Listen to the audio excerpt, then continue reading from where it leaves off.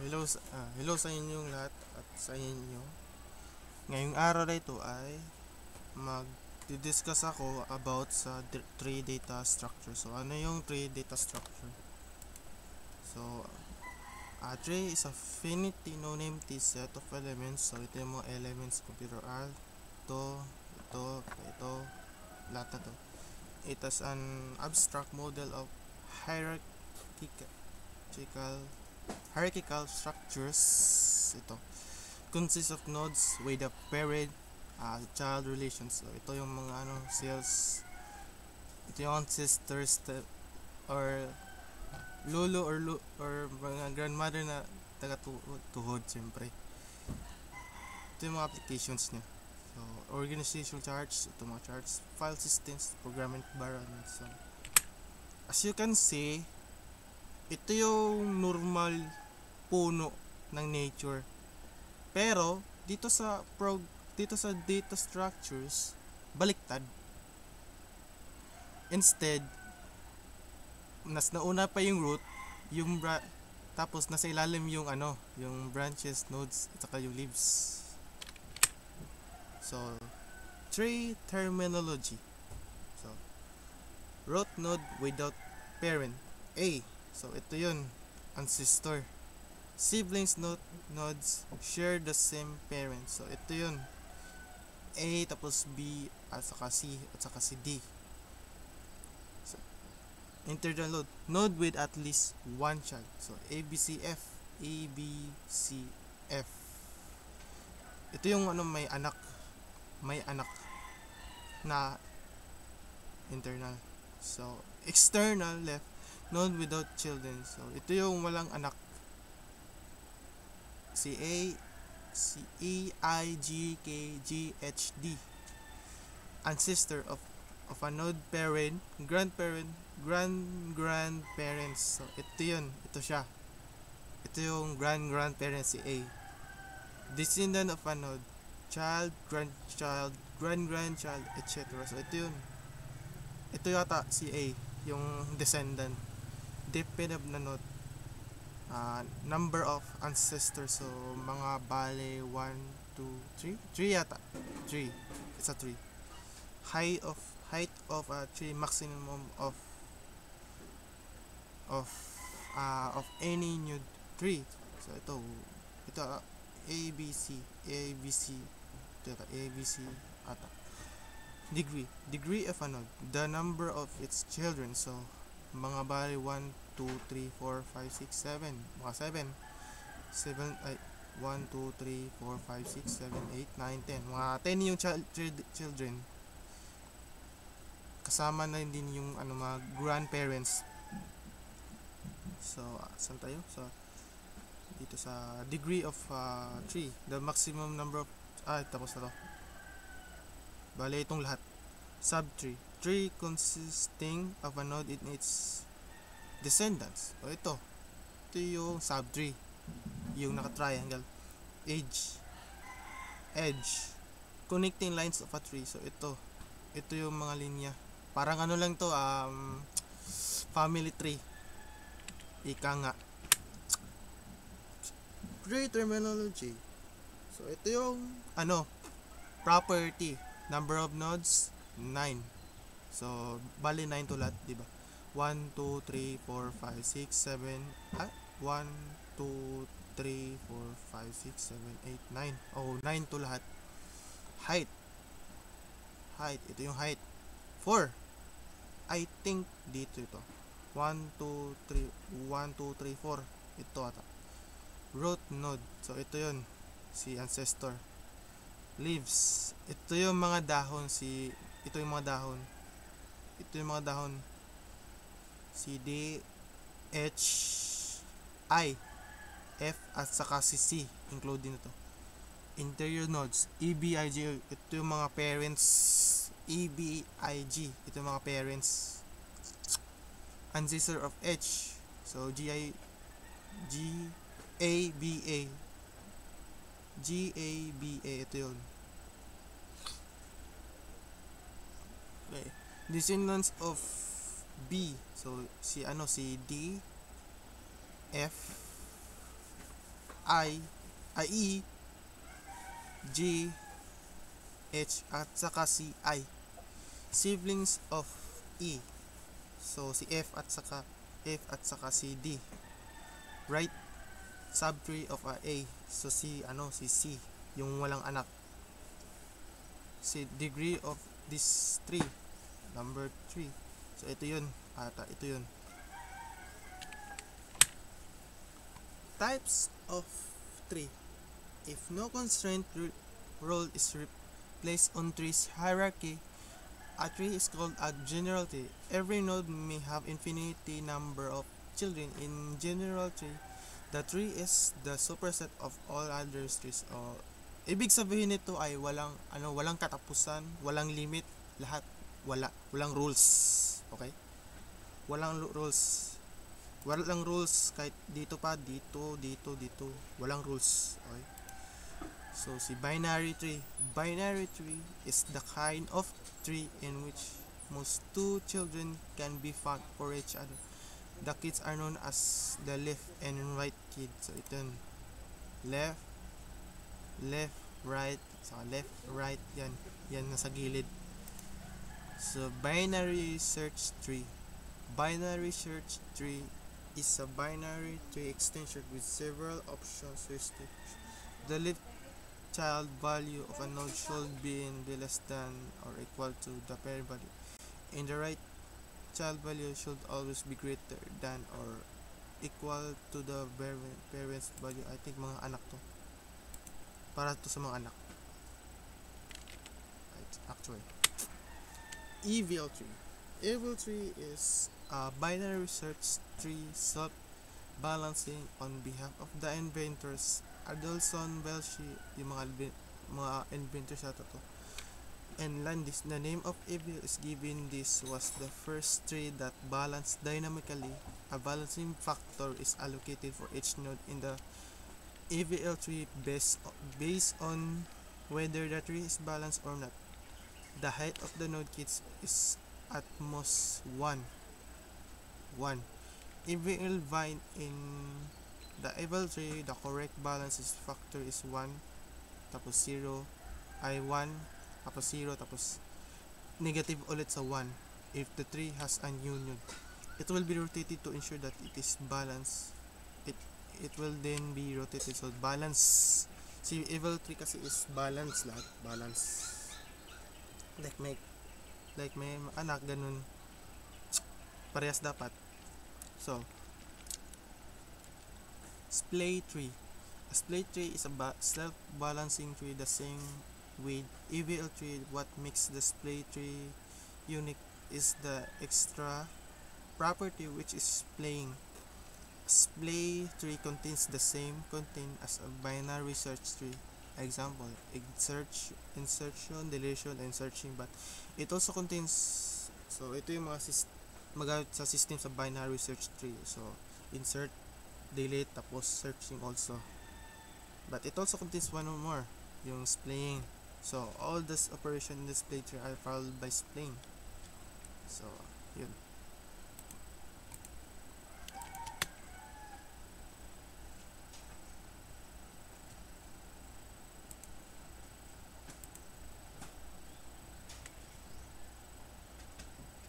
So ito yung kanina, yung AVL tree. Nakalimutan ko nasan yung yung AVL tree, pantay-pantay dapat, balance siya, okay, balance. So yung split tree, so bali si split tree is ganun lang, parang ganito guys. Wait lang. So ganito lang guys. Si split tree. 2 1 baliktad siya guys. Baliktad siya guys. Pwede kahit basta nagkasunod yung numero at saka yung anak ni 1 or 3. Binary tree. Ito yun Binary tree is a tree with following properties. Each internal node has at most 2 children. degree of 2. The children are an ordered pair. Ito yun. May mga anak. Alternative recursive definition. A binary tree is either a tree consisting of a single node. Ito yun. Or a tree whose root has an ordered pair of children. Ito yun. Ito siya. Yan. Yan. Each of which is a binary tree also. Application. Also. Ito yung application. Binary tree traversal. A tree traversal is a specific order in which to trace the nodes of a tree. There are three common tree traversal: in order left, root right, or yung pre-order is root left right. Katapos yung post order is nasa unahan yung root, tapos nasa left din, tapos nasa center si right. So for an order, we must print each subtree's left branch before we print its root.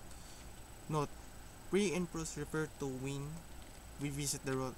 So, kaliwa kanan pala yun pala siya. Okay. So ito yung sa binary tree traversal. Tulad ng discuss natin. 3, 5, 6. So bali parang ano yata to, parang lowest to ano yata to. 3, 5, 6. Bali sunod-sunod yung in order pasunod-sunod siya.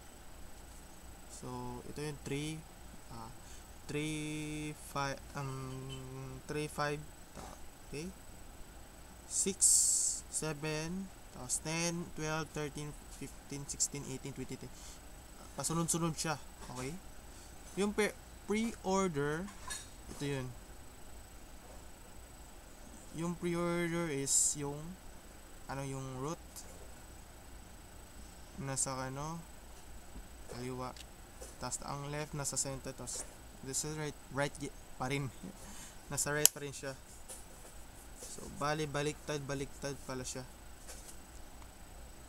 Baliktad yung numero.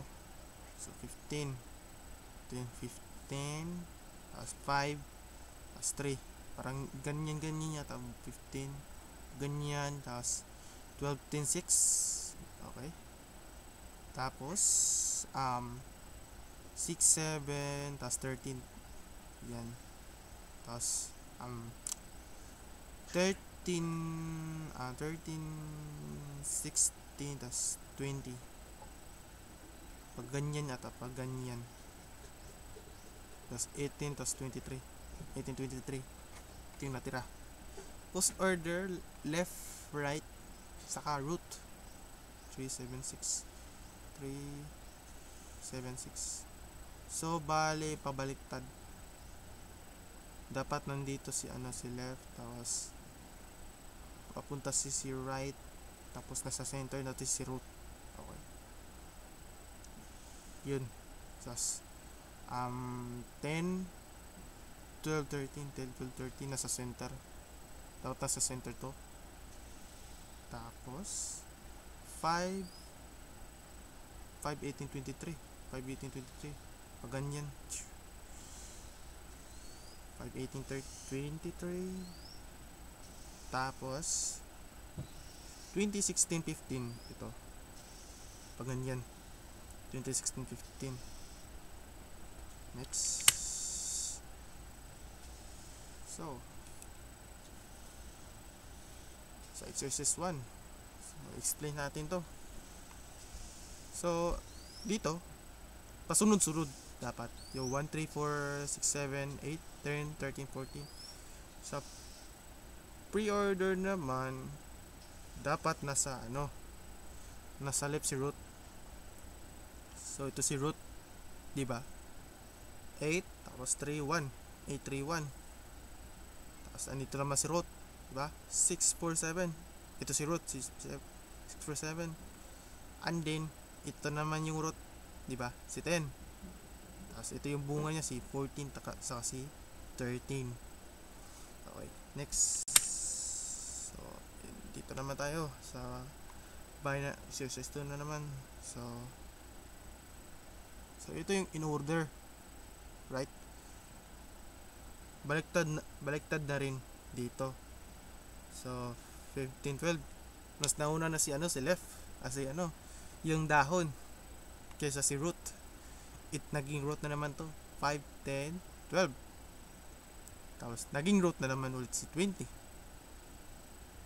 10, 20, tapos nasama pa niya si grandmother, si 25, grandparents. Okay, 10, 20 to 25. So next naman si 28, 30, 36. Parang pasunod-sunod yata to. Pasunod-sunod to 28, 30, 36. Tapos 40, I mean 38, 40, 48. So, okay. Dito naman tayo sa pre-order. 5, 20, 10. Bale si root naman yung naging parents ulit. Ito yung root.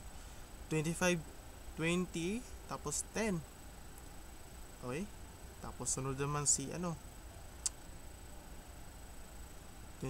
10, 5. Sama pa si 5 at saka si 12. Tapos si 22 ulit. And then sunod naman si 36. Parents na naman si 36, 30, 28, saka 40. 38 tapos 40. So post order left. Nauna si left. Sa left dapat mauna. Left dito. Left. So 5, 12, 10. Diba? 5, 12, 10. Tapos nasa left si 22, diba? So naging parent ulit siya. 22, 20, saka pumunta sa ilalim 28. Tapos dito ulit si 30. So 38. Tapos nalilito ako. Short lang. 48 is 40, 36 at 25. Parang pa-diamond yata to.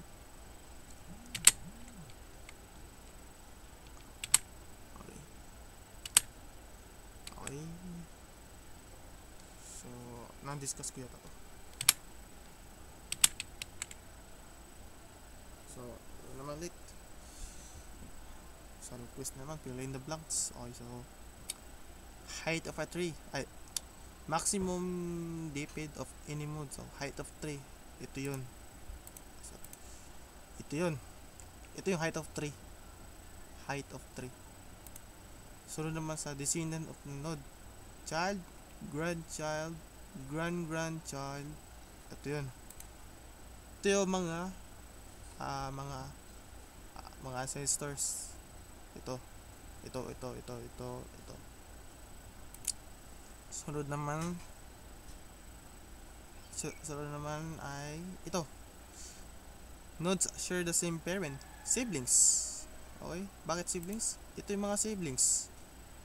Ito mga siblings. Ito din mga siblings niya. Tapos ito din yung siblings niya. Sample lang to ito yung siblings din to. Okay.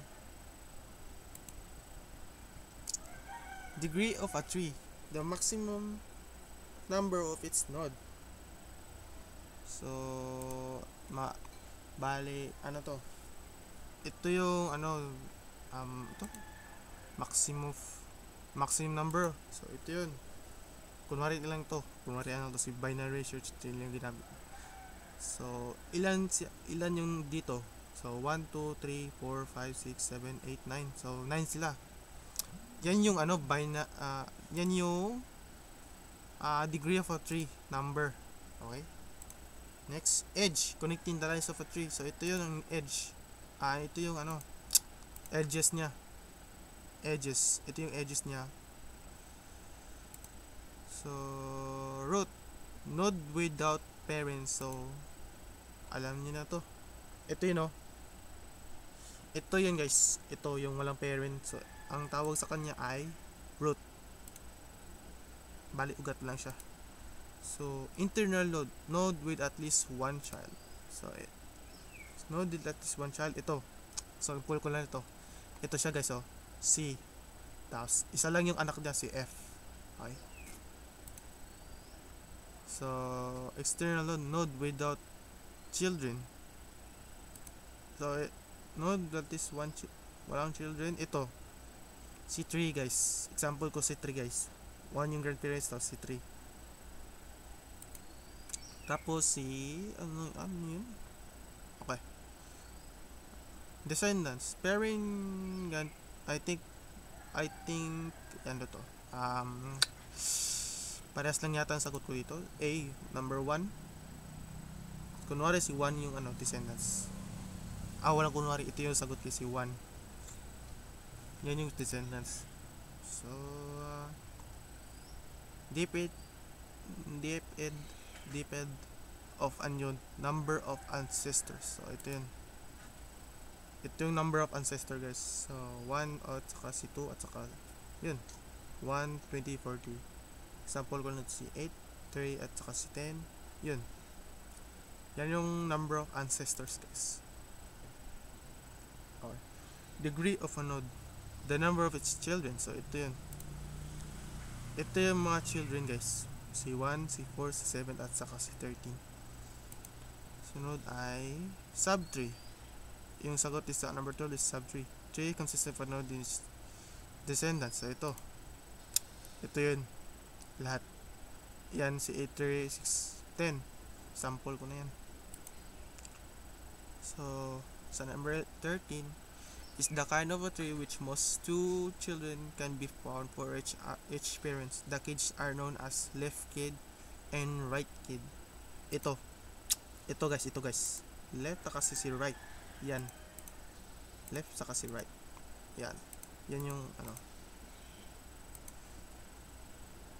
Saka binary tree is the kind of tree which most 2 children can be found for each parents. The kids, so ito yan. Binary tree. Ito yung binary tree guys. Yan.